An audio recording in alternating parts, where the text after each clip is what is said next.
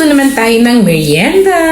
So, ayan. Ito ang naluto nating merienda. Banana Q. Kailangan natin ng saging, not so hinog. Ayoko masyadong hinog. Asukal light brown.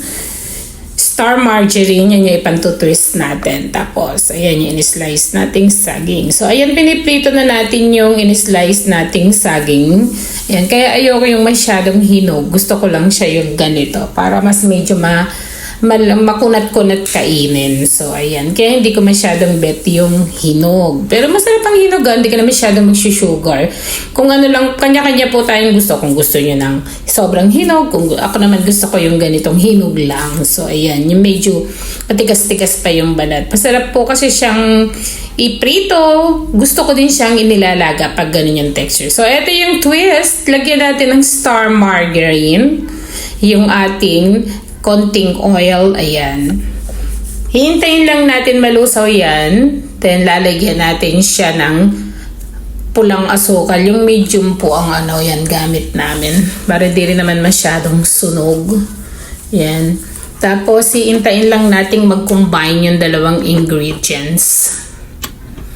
Yan. So, ayan. I-mix-mix natin para mag-combine yung dalawang ingredients. Hindi ko rin naman masyado siyang pakalusaw. Yung tamang lusaw lang nung asukal na pula. Ito medyo, iba kasi din yung lasa. Halata yung butter mas mabango pa nga kung butter So ayan, nakita natin, naghahalo na yung dalawa. Hindi naman siya lusaw na lusaw kasi habang katagalan malulusaw na to Yan, halo-halo lang. Hanggang sa makuha natin yung texture na gusto nating medyo lusaw lang yung sugar.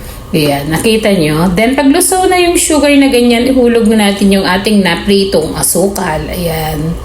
Yung iba po, direkta na kasi Hindi ako masyadong sanay kasi doon. Ito, lutong bahay, yung ating kinakasanayan. So, ihalo-halo lang natin to para makuha nung saging yung Inop ko na nga po pala yung stove para makuha ng saging yung mga nakaramelize nating sugar. Yan.